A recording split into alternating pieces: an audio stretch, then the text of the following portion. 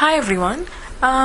So you have done pretty good work this week and in completing the assignment. I am really happy that people actually tuned in. Please check the assessment folder. I've actually put down the grading method that I used and have required you to go and grade yourself. Now, while you are taking a look at that and thinking, oh my God, the grades are out, and oh my God, how's it going to be for the rest of the semester? Don't worry too much about grading. The actual exercise, the exercise that I gave you was to find 5 nations that you're going to become an expert on. That is a far more important issue here than the grade you got in your first assignment. Nonetheless, the assessment self-evaluation assignment that you now have is to go and grade yourself and figure out ways in which you could have improved, and to make those improvements in the next 10 days. You have the opportunity till September 10th to improve your grade. Please make the correction if you can. But the big picture is that you did identify 5 nations that you're going to commit yourself to over the semester. Now, this is a huge commitment. You cannot call a novice learner in a topic an expert. I still use that word because I want to empower you to exceed your own expectations. So I will give you little exercises over the semester where, if you look in the syllabus, you'll see under each assignment there should be questions that you're supposed to answer. In those, you'll see 1 or 2 questions are dedicated to the 5 nations that you're developing an expertise on. So take that as an opportunity to go into the newspapers that you're supposed to be looking into and read those newspapers. Sit at home at the end of the day when all your exercises for other classes are over and take a look leisurely at the newspapers. Okay? This is just me forcing you or rather pushing you into the arena of international relations. That's where it's happening.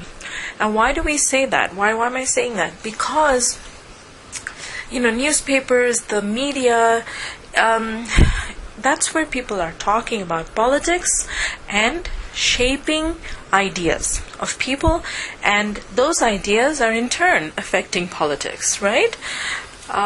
If public opinion was unimportant, in the election year, then why are people being polled around the country? Why are political parties concerned with what people are thinking? Public opinion is important, and who shapes public opinion? Newspapers, right? So read newspapers, learn what the media wants you to know about other nations. That doesn't mean that all the information is coming from the media. Some of the information comes from self-immersion or from people that you will meet on a day-to-day basis, right? You probably have international students in your class. You probably have some family member who is an immigrant, who probably came from parts of Europe or Asia or Africa or Latin America. You probably know somebody, you met somebody in school or where you were working or where you are working, who can speak more than one language. So you're not just learning about international relations from a bunch of newspapers.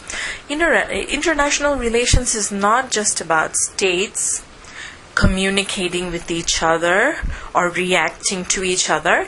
It's about people too. It's about how my experience as an international student in the United States has shaped my values and how I react to news in the United States. It's about how you react to not just news about, what's happening around the world, but when you listen to a song that's international, what idea do you get about another culture? When you are learning a second language or a third language, as many of you are, how does that make you feel about another country or another culture, or about fellow students at NAU? Do you feel any different now that you've started taking beginning Arabic or beginning Chinese? So international relations is happening in a myriad of ways. The other big people in the picture, and by people I'm putting that in quotes, you can see that, are organizations and corporations. People by themselves individually cannot do a lot in international relations, right? I mean, my opinion of George Bush or Obama or Osama bin Laden doesn't really matter as an individual. But when people get together, they might be organized much more powerfully.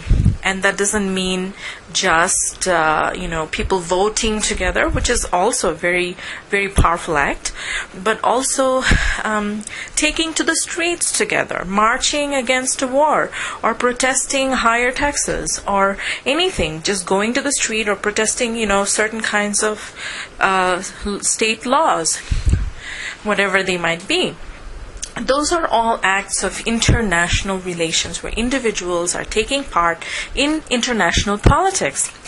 I would put that under kind of the lower level international relations in some respect, because we consider higher level politics to be state politics.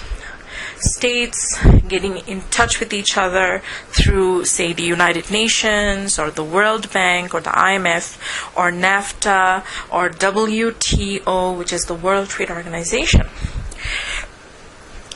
States taking part in these international governing bodies and debating things out together, or deciding things by sitting together in an open forum and talking. That's another kind of international relations. That's at the higher level, at the state level. The other kind of international relations is through corporations. Corporations are taking jobs around the planet. Do you remember the number of times you heard corporations are leaving the U.S.? Since 2005, Michigan has been losing auto industry jobs to Canada. Can you believe that kind of information? Because generally speaking, you would think that